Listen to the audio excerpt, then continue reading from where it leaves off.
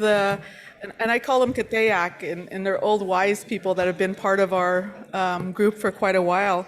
So the first one will go, Jordy's going to bring them out, and it's Ray Saint Denise, who is sitting over in the middle over here. Did you want to go give her? Yeah, we'll bring it out to you. And Ray's been in this movement for many, many years, and we appreciate, and we've been watching and listening and feeling and hearing the work that you're doing at Sunshine. Thank you so much. Shiny Mountains, sorry. I always do that. Thank you, Renee.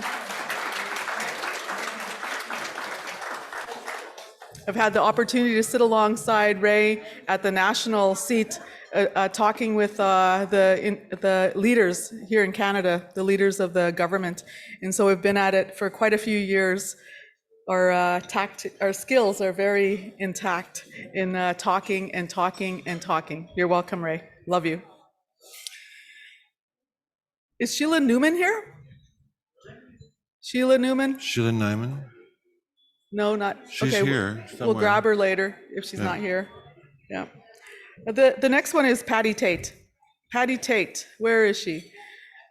She's right in the front. See that right before my eyes. Oh, Patty, we've been watching you for many, many years. Your work with in corrections and with the people.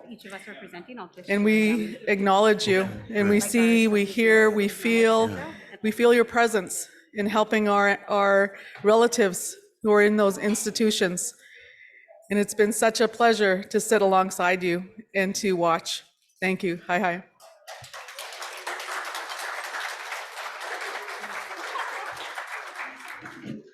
So hand it over to Dr. Albert Macleod.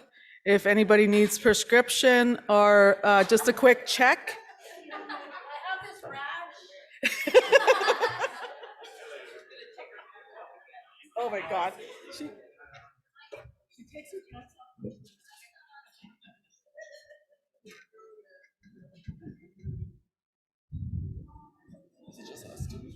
No, Laverne Gervais and Shauna Ilsley. So I guess this session is dedicated to the Manitoba experience, and each of us are going to just give you a quick overview.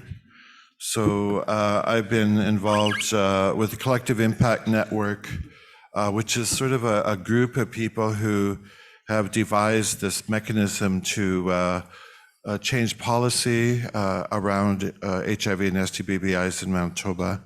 And we just finished our first cycle of 5 years of funding from the government. And we just got a renewed 5-year of funding. And we actually do have a website. And on May 27th, we're having a one-day virtual event that we'll let you know about. You can join us wherever you are in the world and be able to participate in that work. And by the end of the next cycle of funding, I'll be 71 years old. Wow. Imagine that. Anyway, today's presentation is going to be about the Manitoba experience, but I want to recognize some people who have done this work. Some are online, some are in this room. Jerry Bailey, the late Jerry Bailey, who worked very many years for the Inuit people around HIV and STBBIs. Renee Boucher from Treaty 3 area, Anishinaabe Nation, who is with us today. Maggie Paul, Elder Maggie Paul, and her grandson, Jeremy. Dr. John Kim, who's one of the Sisters of Fire, and that's what that sign is in front of you. The Sisters of Fire are Indigenous women who are addressing HIV and Hep C in Manitoba, and Dr. John Kim is working with us. Dr. Linda Larcombe, who's going to be presenting this afternoon, and Elder Sheila Newman. Dr. Jonathan Potskin, who's with us this week. And Jonathan is the Executive Director of the Two Spirits in Motion Society, which is the national Two-Spirit network and organization mandated by the Assembly of First Nations, which represents over 640 First Nations in Canada.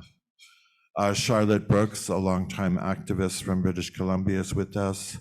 Keith McCready, the executive director of the Two-Spirited People of the First Nations that first began to receive funding in 1993 and continues to work in Toronto. Albert Beck, who is the chairperson of the Two-Spirited People of Manitoba. And again, Patty Tate, who has been doing a lot of work in the prairies for many years. Dr. Randy Jackson, and Elder Charlotte Nolan, who I want to introduce you, is on the board of the Two-Spirited People of Manitoba. I want you to stand up. This is Charlotte Nolan, one of our elders here. And this beautiful flag here is the Two-Spirit flag of the Two-Spirited People of Manitoba organization. Then Connie Moracity, who is the chair of the Two Spirits in Motion Society, who joins us online, and she is from the Opaskwayak Cree Nation. And Renee Mashing, who's been doing this work with Dr. Randy Jackson for many years. And again, is Ray Saint Denise, who is a staunch Métis activist from Alberta. And she'll tell you about the Métis people, no problem. And I think is it Dr. John Schellenberg? Is it Dr. John Schellenberg? Yes, And then Dr. Rusty Solomonov, who is working on a project on the impact of the COVID-19 pandemic on Indigenous people living with HIV. And Vince Smith, who originates from the prairies, who lives in BC, has also joined us this week. And I don't know if Marjorie's with us today, but again, the artist, fabulous activist, Métis artist, Marjorie Bocage. And Danita Wapusewan, is that how you say your name? Wapusian also is with us today. So I just wanted to acknowledge those people as, those ones who are in the trenches day in and day out and join us in this work. So I'm just going to give a brief overview of the Manitoba situation, and I'm going to talk about the epidemiological data that gives us an idea on how HIV particularly has affected Manitoba in recent years. And what I've done is I took an analysis of the HIV updates from the provincial government. I couldn't sleep, so I got up at 4 o'clock this morning, and I just crunched these numbers. Because what you have on your table is the data of the Public Health Agency National Project on Injection Drug Use, and this is the Manitoba data, right? And this is an infographic that was produced by the Winnipeg Regional Health Authority team and the community team. And so to look at the data, and we shifted the report to show the humanity of the people that we were working with, and not just the data or the clinical information. We shifted that to the very front to say that people who use injection drugs have hope, they belong, and they have meaning, and they have purpose in their lives. And so we wanted to put that in the front of this infographic. And in the bottom, one of the recommendations is for a safe consumption site in Winnipeg, right? Now to the numbers, and these are the women's numbers from Manitoba over the last 5 years, from 2016 and 20. New diagnosis of HIV of women in Manitoba, and we know that these are primarily Indigenous women and women of color from possibly African, Caribbean, or Black communities. 149 women tested positive in the last 5 years in Manitoba. The number of women that were introduced into care, which way they may have been diagnosed outside of Manitoba, was 60. So the total of women in the last 5 years up to 2020, of women diagnosed with HIV is 209 women.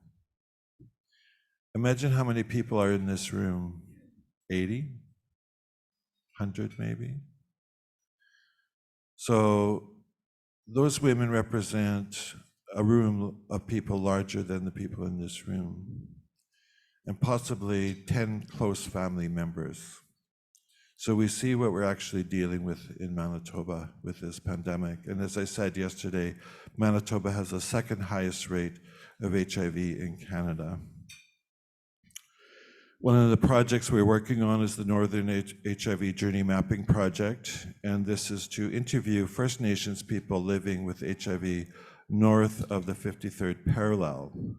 And the pandemic has actually slowed down our research because of ethics guidelines, and that we, because of COVID restrictions, that have not been able to travel into North to do these in-person interviews, but we have done the ones by phone or by Zoom with people who are in the South, who are First Nations people living with HIV, as well as care providers.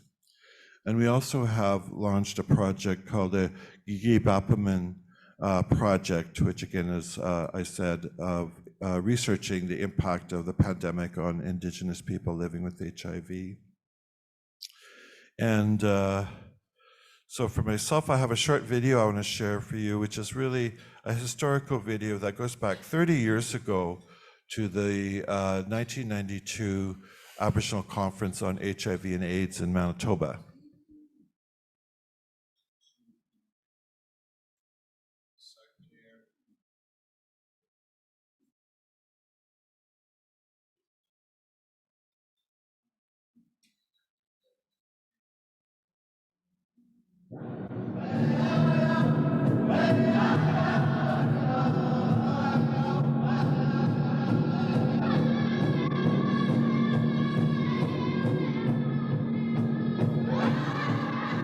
It's going to be a year this December 3rd since I found out that I'm HIV positive. I have a lot of pride for these people that are HIV and living with AIDS. They have a great impact in the communities, and I look up to them with a lot of pride. It's because it is not easy to stand up and go into communities or into big conferences because of people's attitudes and all of that. So I really feel for these people, and I'll always support them. As me being diagnosed HIV, also I had been delegated one of the national representatives of people Native people living with HIV/AIDS across Canada. What I first saw when I entered that room was I saw the disease. I didn't see my brother. When we do prevention, we have to always realize that we have to go beyond prevention. We have to look at care and treatment issues. And that's the reality today. It's not the reality tomorrow or yesterday. That's the reality right now. I've been working in this area since 1988.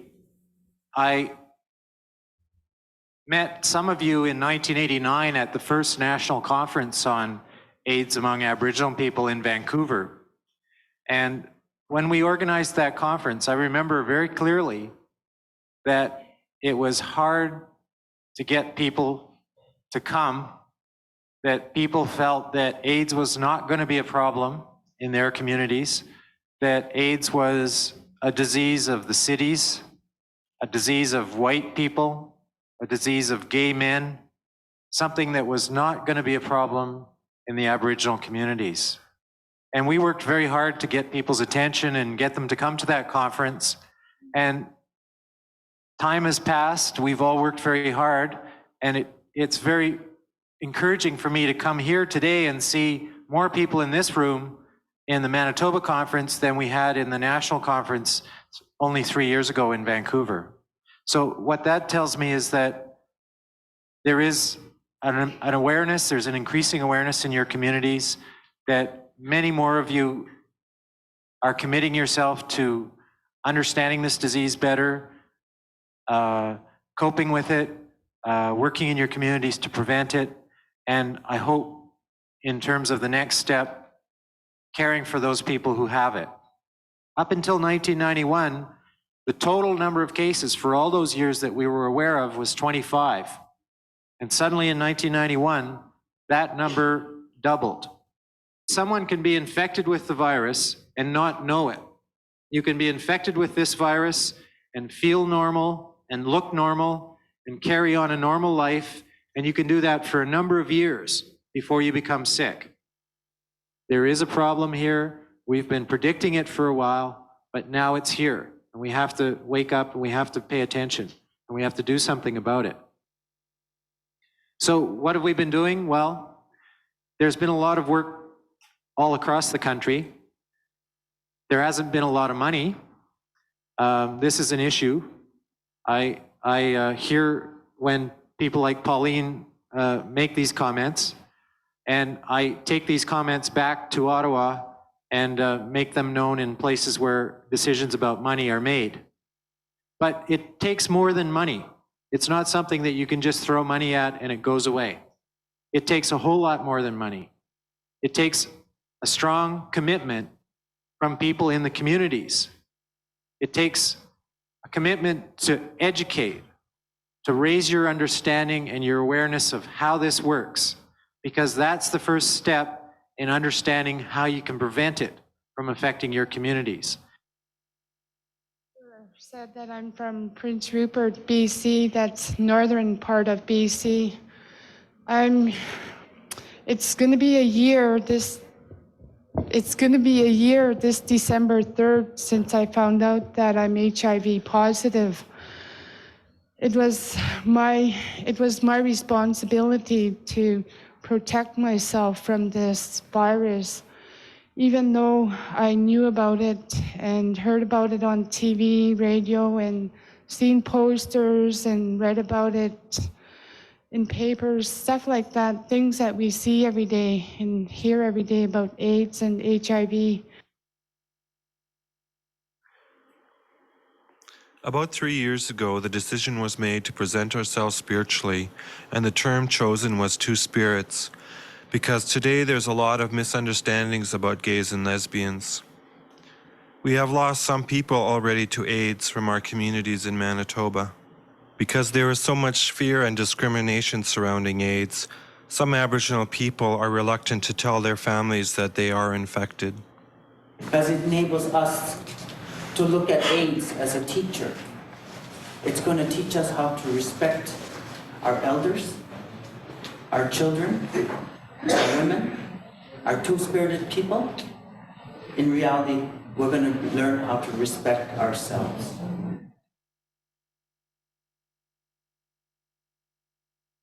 For Aboriginal people, the medicine wheel is an important teaching tool.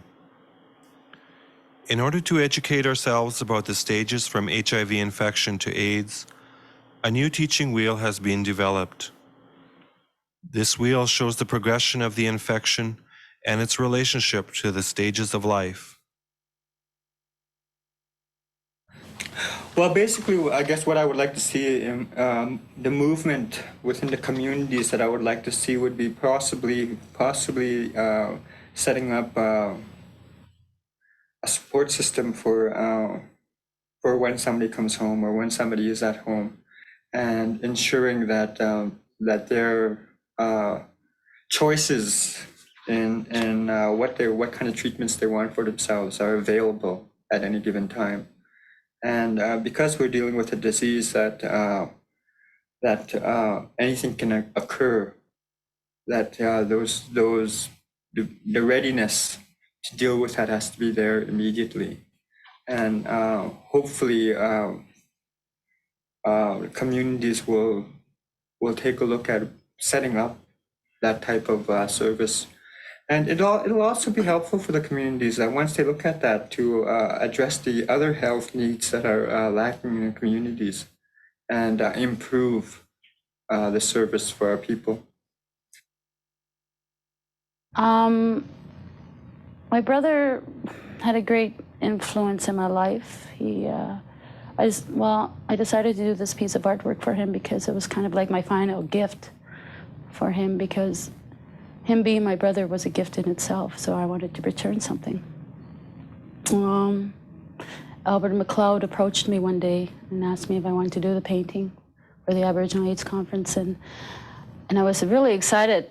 And I didn't look at it as an opportunity, but I looked at it as a going away present almost for my brother. And so go, sure, I'll do it. So, so anyway, my brother passed away 6 months ago, just recently in Vancouver. He struggled with the AIDS virus since 1990. And Leonard Johnston, he was the backbone of the family too. He was the what you call it, angel of disguise. Him and Frederick, Leonard and Frederick. I think what I'm going to do tonight is I'm going to go and dance, because as a dancer, I feel that if I can dance, my brother would have wanted me to dance anyway. If I can dance and make that dance into a form of prayer, then I know that that dance would heal me, and that prayer would be lifted up to him.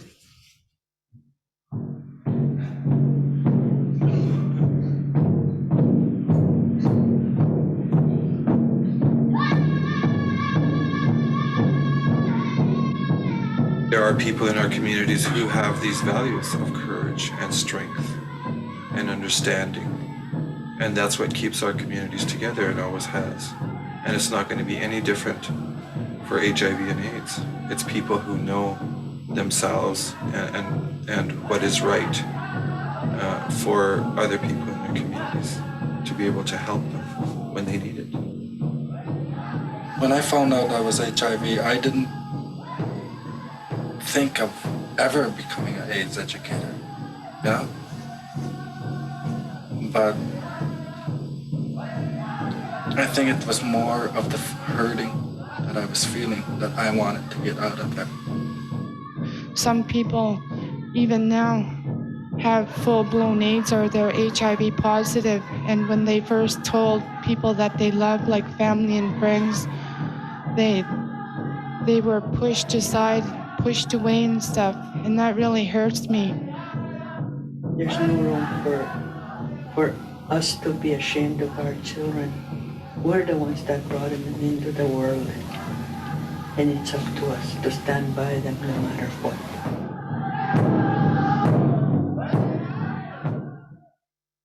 My name is Dr. Judy Bartlett. I'm a family practitioner. I grew up in northern Manitoba. This disease is a silent killer. I don't think there's any easy solutions. I don't think there's any simple answers that you can provide for young people. I've learned many good things at this conference. I've really learned to appreciate those individuals who are working in the area of AIDS, who are sharing their own stories. One very good message that I received at a meeting today, in a meeting on policy, is one individual looks at HIV in a more traditional way, looks at it as a teacher.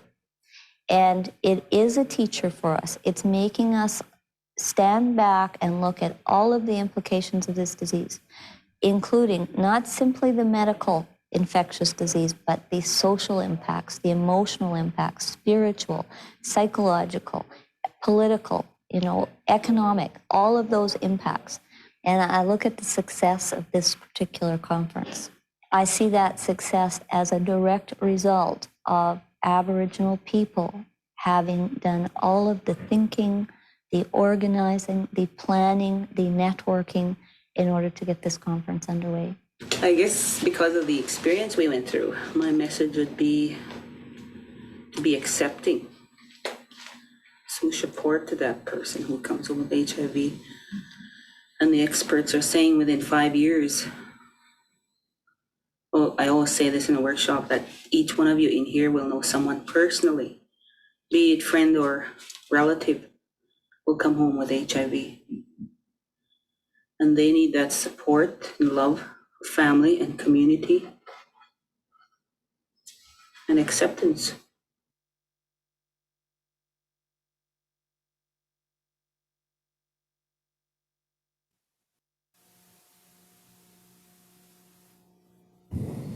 Today, this year, 30 years ago.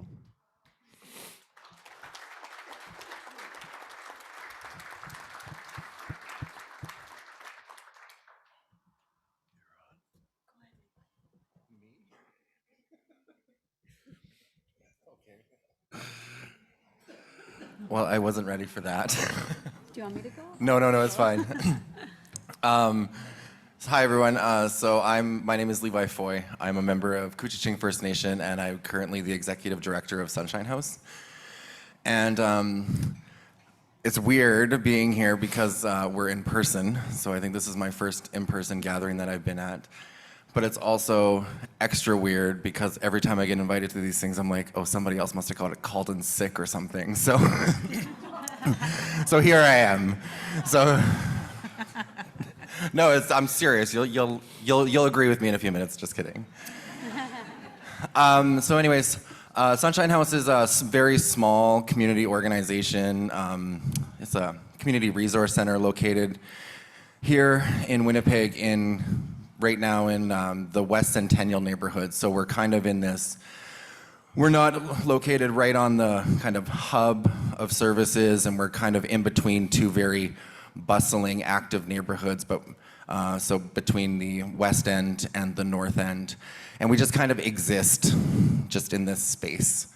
Most of the people who live in our neighborhood or live and work and play in our neighborhood are working poor, are Indigenous, are people of color, and there's lots of rooming houses, and it's not a very high dense. It's a medium density neighborhood.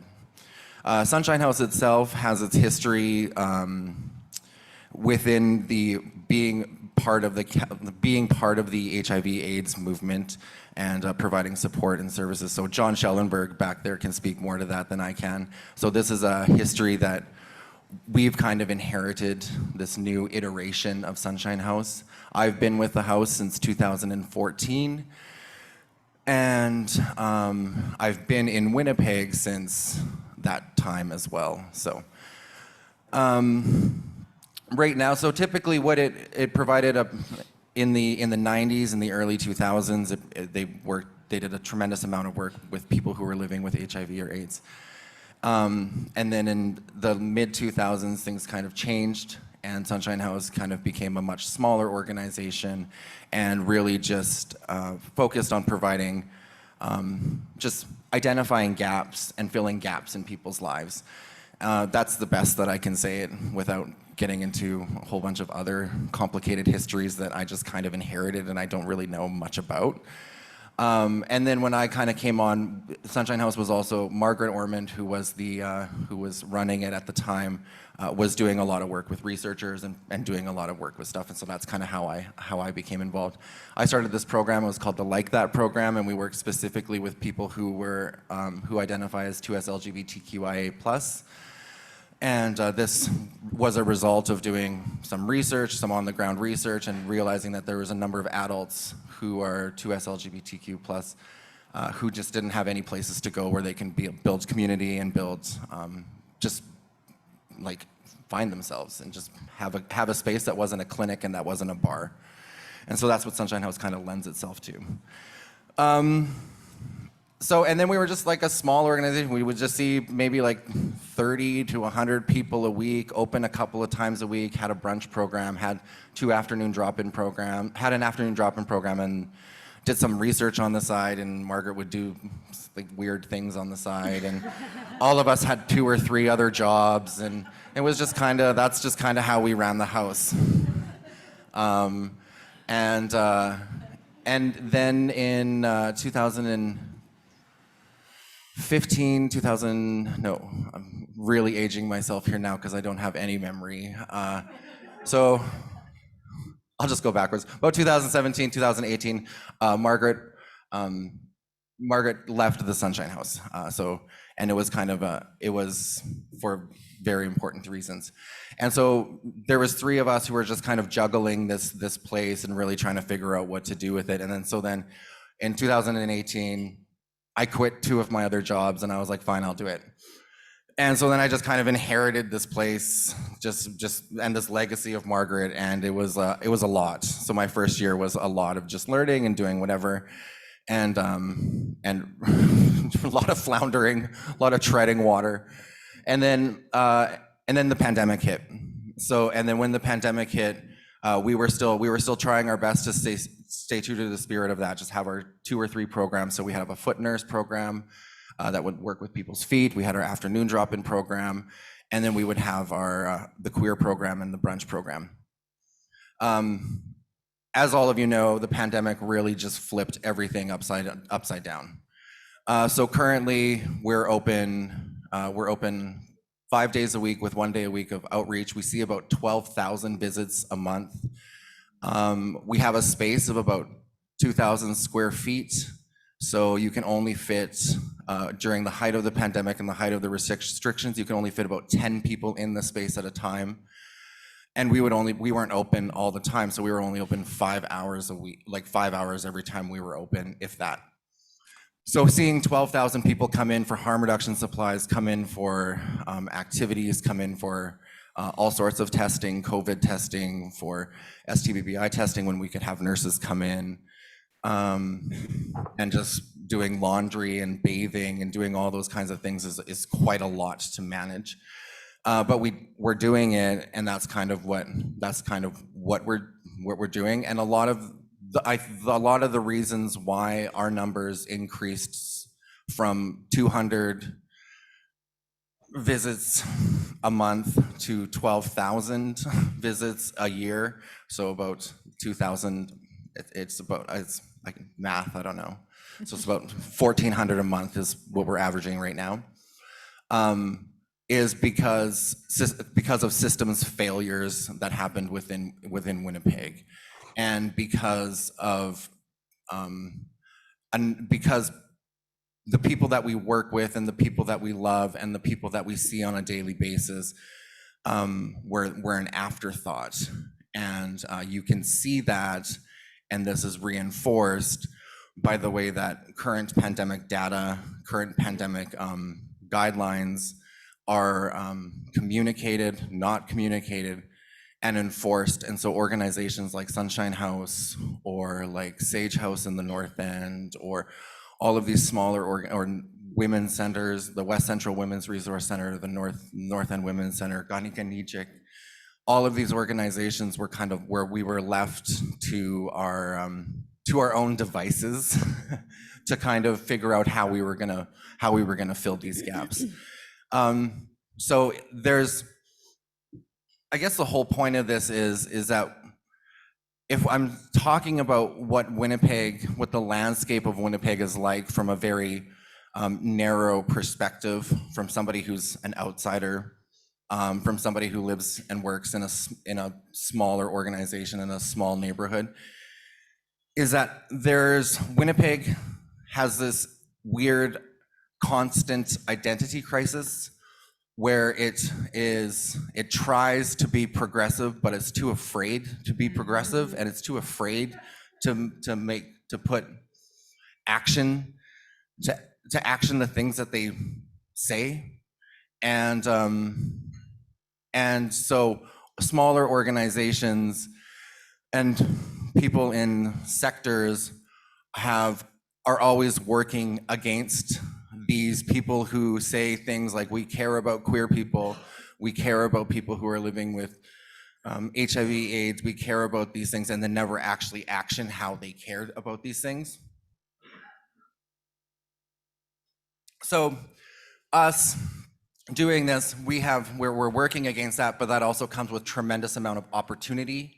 That comes with a tremendous amount of space to be creative and to figure out our own solutions and to really maximize the pennies and the crumbs that we get from funders to really do super creative stuff like what Shauna is showing here, stuff that Albert talks about, and the stuff that Kanichihk does. So it's really it's interesting because we have all this momentum and we can do things on a smaller scale, but then anytime we try to, I'm not a capitalist, I don't know, what do they, upscale it or move it into a large kind of systems base, that's where we come into a whole sort of different problems and complications. But that's kind of where but this is what I love. I love being a shit disturber, but I also love being able to find problems and identify these problems in using as little resources as possible.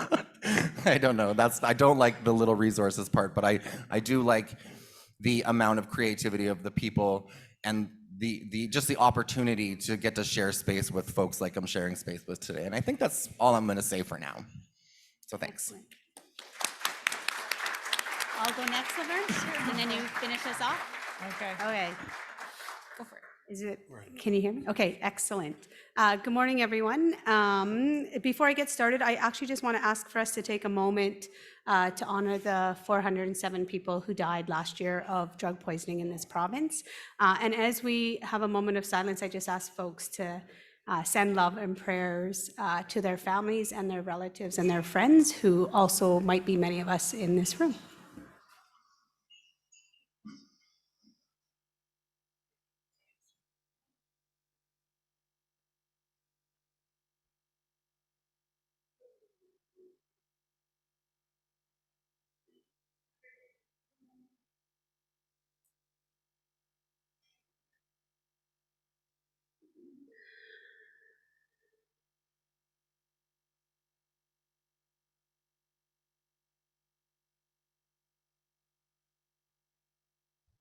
Thank you. So I am Shauna Ilsley. My spirit name is Sacred Bear Woman. And I always say, when I'm with my friends, I'll say it in Cree, but I know there's Cree speakers in this room and you'll tease me if I try and speak Cree here. I am a settler. My ancestors come from England, Scotland, and Iceland. And so my ancestors have participated, witnessed, have been complicit, and have benefited from colonial violence here. I am the granddaughter of Sigrun Martin, who was an anti-racist and harm reductionist before her time. And I just want to reflect on what Margaret said about responsibility, because having my ama means I have immense responsibility to carry on her work. I am a wife, and my husband is Cree from Sapataawak Cree Nation, and he's been my life partner for 28 years now, which always blows my mind because that's what old people say. Right. And I want to acknowledge that my husband is a contrary spirit. He is Wendigo, and with that, first of all, it means to stay with someone and be married to someone for 28 years who's a Wendigo means I'm amazing, first and foremost. But it also means that I feel comfortable in spaces where Wendigo is present. And so I want to acknowledge the Wendigos in this space, including our relative Dylan. Where did he go? Yeah, who's probably our biggest Wendigo spirit in our space this week. I also am a mother of 5, and my children range from 29 to 15, which means, yes, you are correct. I look way too young to have children that age. I was 5, just kidding. But of my children, of my LGBT2, QS, or 2SQ, sorry. 2 of them identify as queer, and 1 of them identifies as a lesbian. And then 2 of my children also identify as non-binary. So in addition to having a profound honor to be their parent, I also have a profound responsibility to address the injustice so my children can be safe in all spaces. And I'm also the executive director at the Manitoba Harm Reduction Network, and I have been here now for 15 years, which is also what old people say. So I just want to take a moment to just share our model. Sorry, I'm going to go back to my original slide. And as I'm getting there, I just want to acknowledge the anti-stigma campaign that we've been doing for National Substance Use Awareness Week since 2017 or 16 was the first year that our team put it together. And so I'll share some more of those slides as Laverne is sharing as well. But we are a provincial network, and so how our province works is, or how our organization works, is we identify spaces in the province that people have, our communities have identified readiness to move forward with harm reduction. And then just like Levi, we're cheap prairie people over here, and we can make $1 into $10, except for now it's like $1 into $2 kind of thing.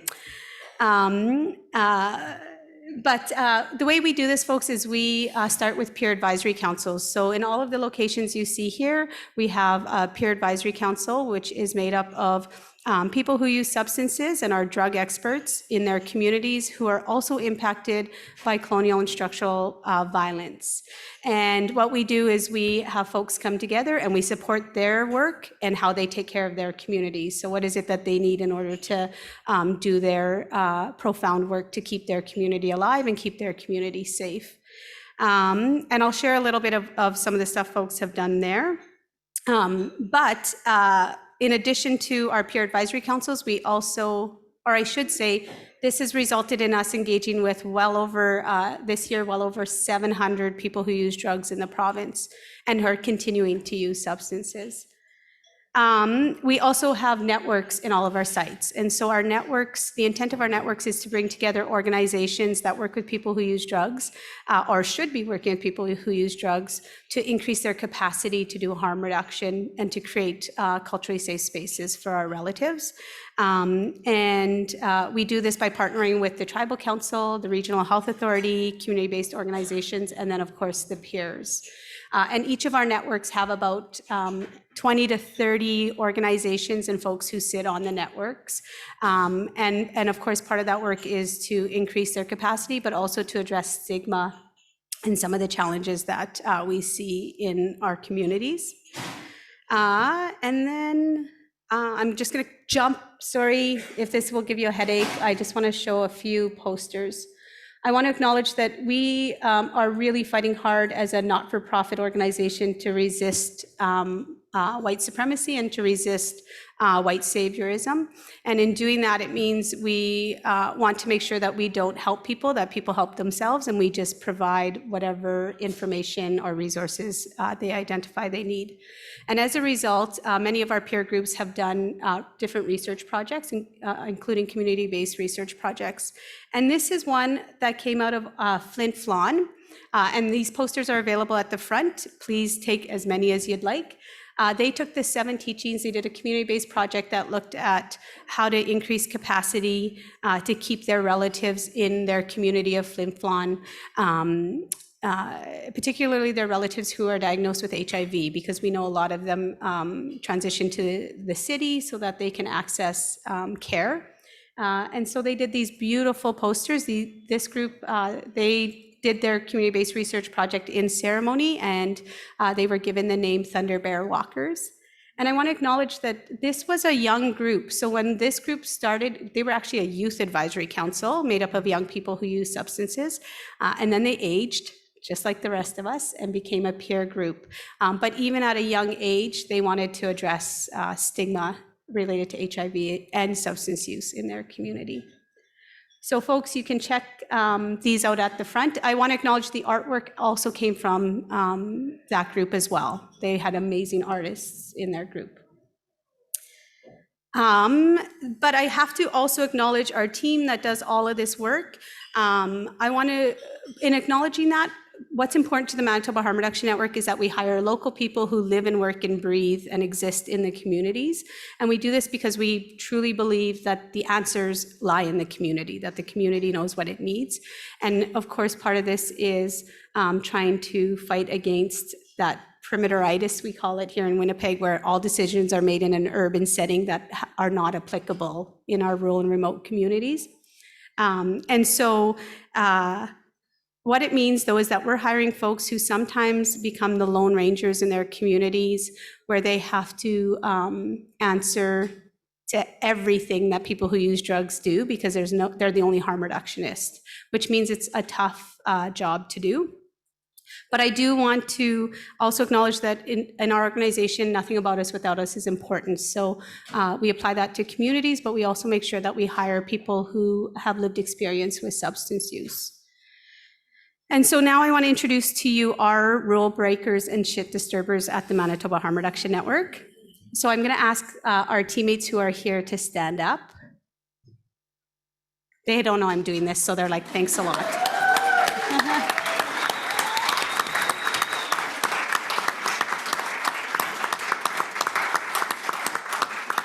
And in addition to our teammates that are in the communities, we have some amazing teammates who also work out of Winnipeg here to do all of the operations, which really we can't run without them. And so some of them are in the room as well. So I just want to acknowledge that as well. And lastly, if you want our t-shirts, I have a few t-shirts here with me, but people are gonna have to like leg wrestle or something for them. I'm gonna let the CAN committee decide how to give them out. I have both, I have a few, just a couple of the I Hearts.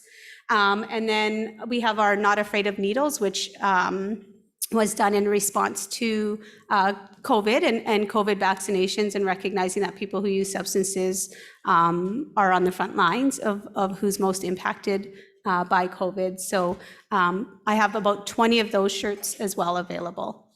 And I think that's it for me. What did I do? Did I set this up? Do I have to press this or am I? Oh, okay, good. Ani buzu wamba di studio in Indigenous Nakaz, Winnipeg Treaty 1 na doji makwan na dodam. So my name is Laverne Gervais. Hello, it's lovely to see you all. I am Anishinaabe, Dakota, and French Canadian from these territories, Treaty 1. I'm also Bear Clan and yeah, lots of other good stuff too. But I'm going to be presenting later this afternoon, so I've been trying to watch that I don't just redo the same presentation. I'm also a project manager at Kanichihk. Kanichihk is Cree for those who lead, and it's an agency that's been in the community now for about 20 years. It was brought together by a number of elders and leaders, Indigenous leaders in our community.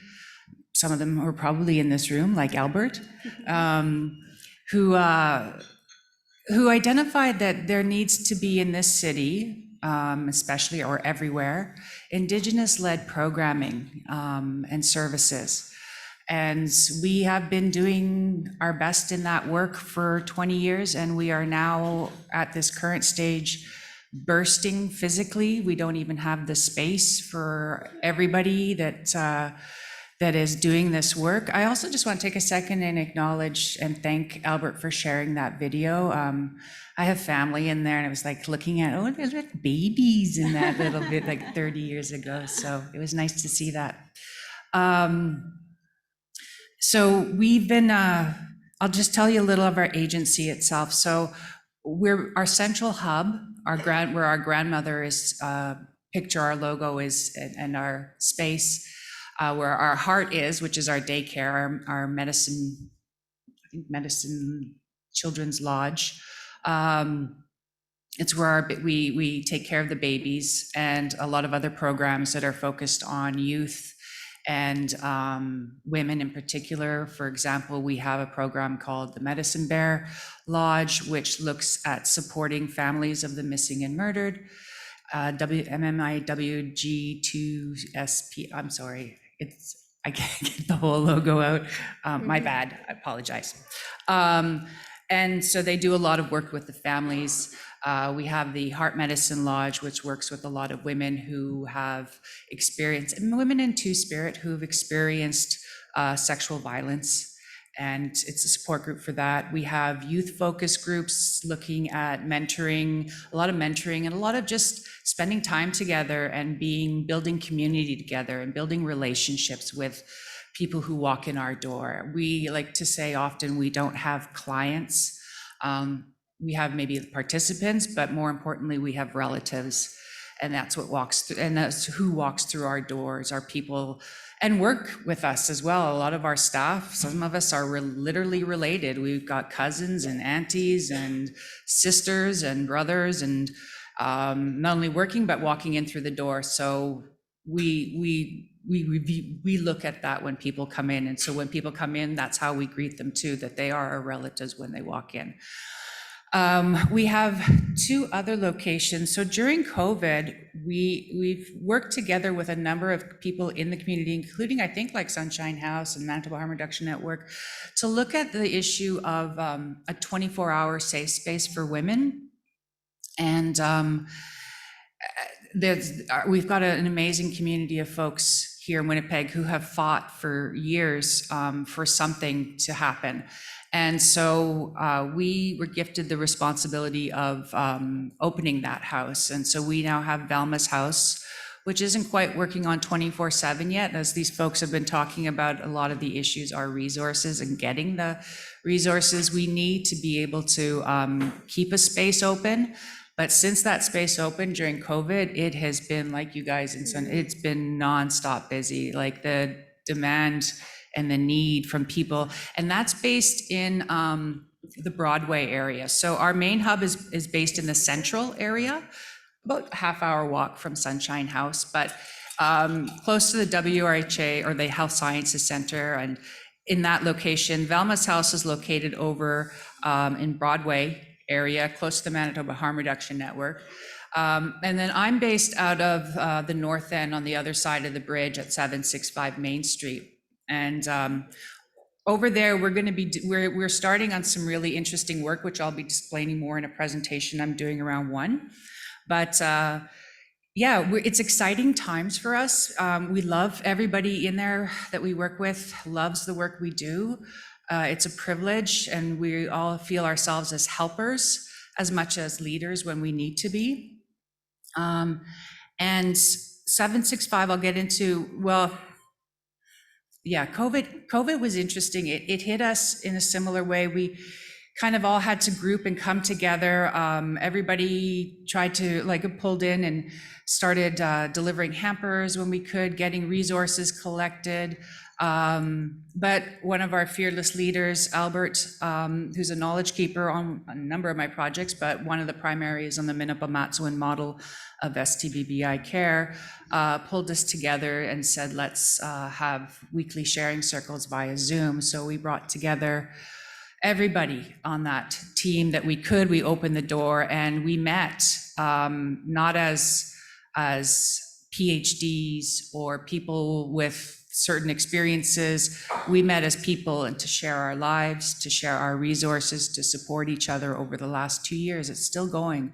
We still meet on a weekly basis to be together as community and to support each other. And just figure out, try to just do the best work we could, is just sharing what we know with each other. Where can you get this? What's happening with you? All of that stuff. So I've been with Kanichihk now for about 7 years, and I started, Kanichihk has been involved in the HIV world for over 10 years, long before I came. And we had a project called the Aboriginal Women Responding to the HIV/AIDS Crisis that brought together women living with and those impacted or affected by. So we had a really lovely community of folks that would gather, that put on various events throughout the year. Especially around World AIDS Day. That evolved into the Sisters of Fire, and who you see, I guess the logo in the front there, who are a group of women living with HIV who are doing amazing work in the community, are nonstop busy. They're involved in so many different projects, helping to inform how research should be moving forward, helping to inform what's needed in the community or what's missing in the gaps, what the experiences are like accessing healthcare in this community. And that has been really invaluable for everyone in the community, but for us as well, because it helps inform how we move forward. So I also wanted to acknowledge Rusty Solomonov, who Albert acknowledged earlier. Rusty's involved in a project with us, an Indigenous HIV Doula project, to look at the role of how that role of doula could play in newly diagnosed for folks who are newly diagnosed with almost any STI, HIV, but also maybe others as well, because that we recognize is a very impactful transition in someone's life, and no one should be journeying that alone. But the current system may not be meeting the needs of folks going through that. So we're looking and exploring. We do a lot of support work for people with working in the doula world and working in midwifery. And we're connected to a number of different projects in that area. But the Sisters of Fire, and that's still going, and that was kind of inspired from what that group shared too with us, was that's an area really lacking, is the newly diagnosed area. So, and they want to do that work as well, and we want to help and support along the way. So we've been training people on how to be a full spectrum doula, and then we're going to look into that project. That evolved into, that's still actively going. And then we started another project, which Albert is on with me and a number of other people in the room, called the Manitoba Minnewamatsuan Model of STBBI Care. So as an agency at Kanichihk, and probably like all of these folks too, we often get approached by the healthcare system and say, can you help us? Because we can't figure out, why aren't Indigenous people coming to us? Why aren't they getting our services? Why aren't they, we have all of these things, why aren't they coming to us? And so we sit on these tables and these policy, and we listen, and then we share, and then after a while it kind of gets frustrating, especially when you start to realize more and more that the problem isn't Indigenous people. It never has been, it never was, it still isn't. The problem is the system doesn't know how to work with Indigenous people. So from my own personal experience on this journey, and like someone said in there in that video, HIV has taught me a lot. I'm a sexuality and sexual health educator, it's my background. I like to focus on, sex toys and pleasure and all of that stuff. I didn't want to work with the medical system in any way, but HIV has taught me a lot, and more importantly, those living with have taught me a lot about the best and worst of us in humanity. But one of the teachings I got early too was we got invited to the Two-Spirit Gathering, which I've been going to for a while and helped organize even at one point.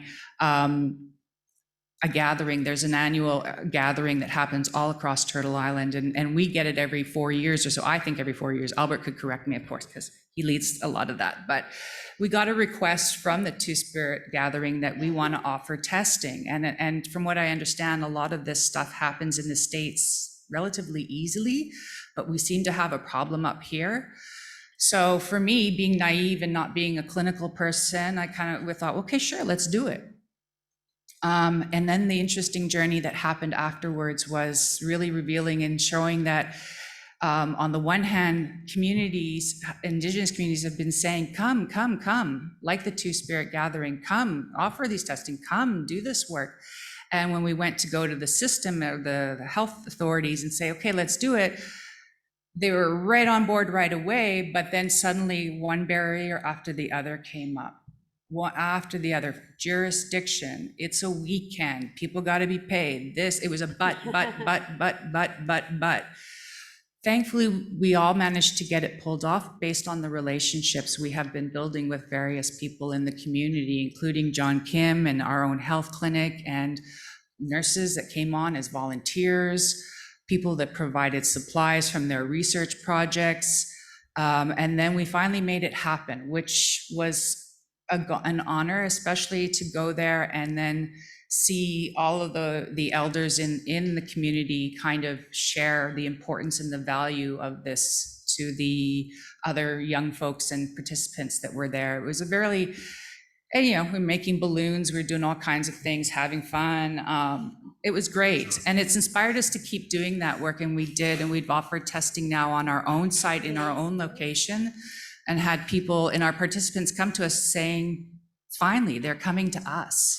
We're not having to go to get them. And that we realize is one of the biggest issues, right? Is going to them, because we keep hearing as an agency with the relationships we have, people sharing their horror stories of trying to get health from a healthcare system that is very unhealthy, that is racist and oppressive, and it's not helping them. And so they're not going, and we totally get it. And myself, I'm experiencing a lot of health appointments these days going, maybe I just don't want to go and deal with these people. So which I'll be talking about 1 o'clock, one of the things we're kind of excited about is Manitoba.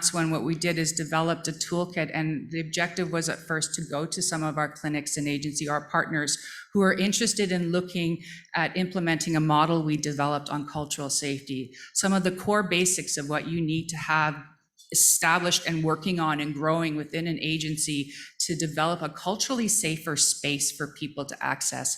But most importantly, it is the people themselves who define what is culturally safe, not the clinics or the agencies delivering the services. Because we all think we're always doing, or I'm going to say the proverbial we, but we all kind of think sometimes we're doing a fabulous job.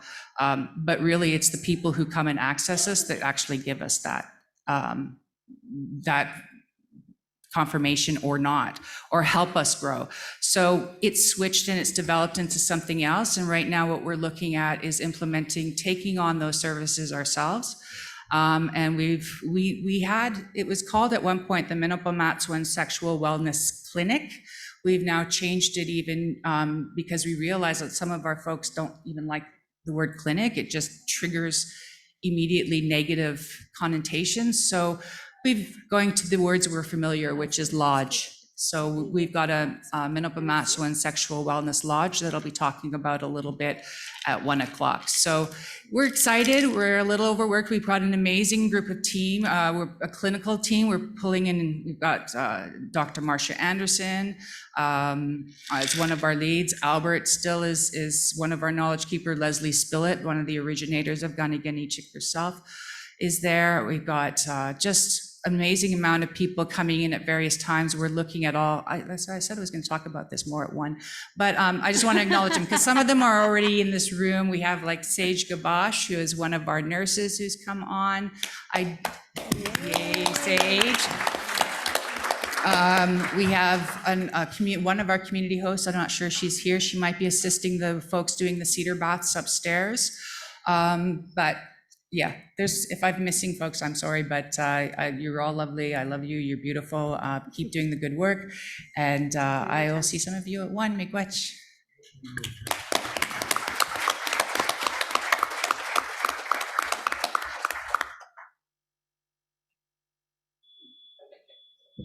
Wow. And that is Winnipeg's finest.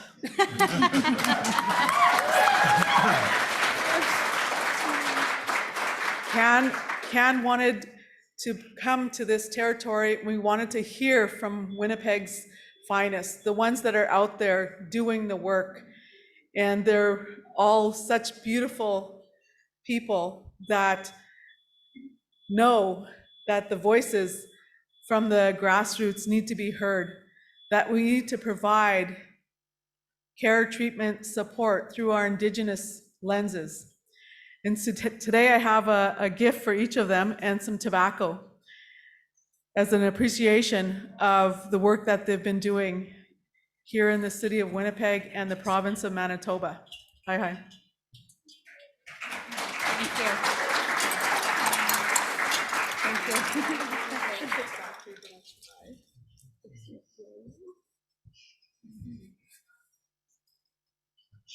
Thank you.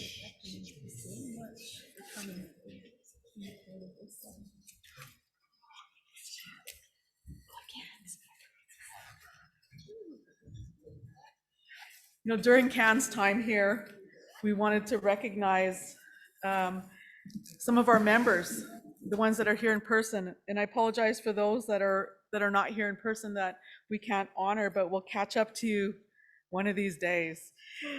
I wanted to honor a couple of people that have been supporting Can and some of the men. So the first one I want to ask is Vince Smith, who's up here. I would like to honor him. We see you, Vince. We hear you. We feel you. And we know the work that you do.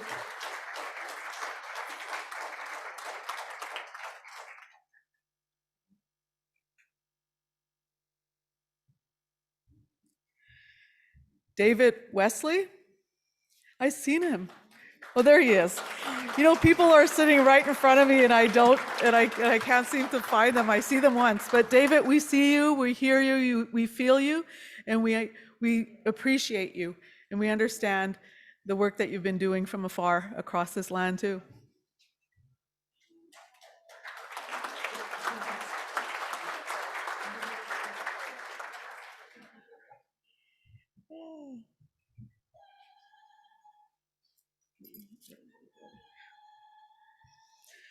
Now, Don Turner, I seen him back there, and he wheeled out before I could grab him.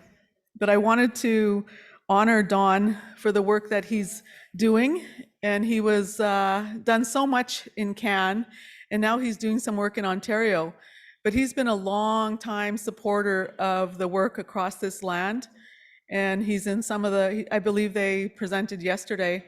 And so this is for Don, and I'll catch him if I can catch up to that chair. I wanted to also recognize Richard Jenkins. And I don't know, I seen him earlier, but again, I'll catch up to him. But the work that he's been doing and still doing, and sometimes our people, they're in the front lines doing this work, and they're doing it nationally, internationally, and more within their own home communities. And I had an opportunity to sit with Richard, and he's done lots of work around this land, and I really appreciate him. And so I wanted to honor him with a gift today too. So I'll find those guys, and we'll continue to honor as much as we can through the time that we have left here today.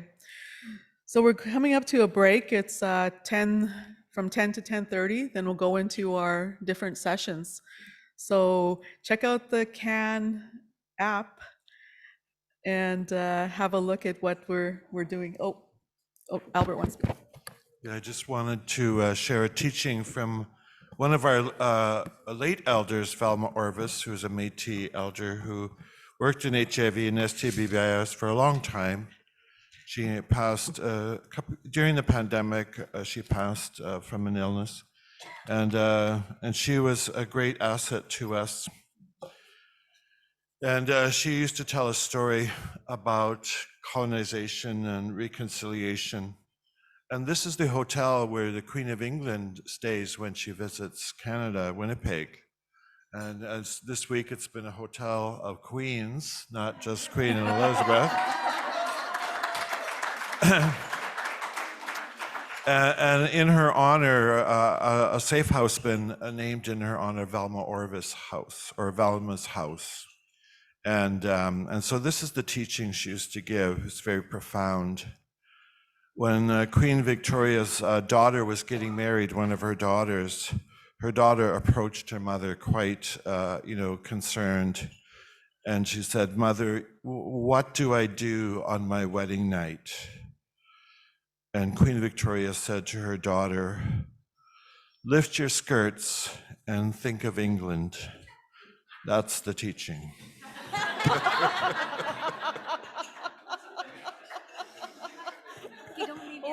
That's kind of a riddle.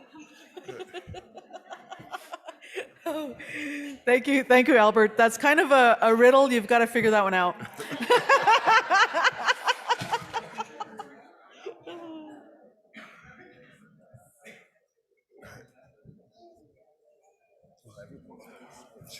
I know, that was hilarious. I was like, fuck, he's gonna say that. I heard that before, and like, he's gonna say that.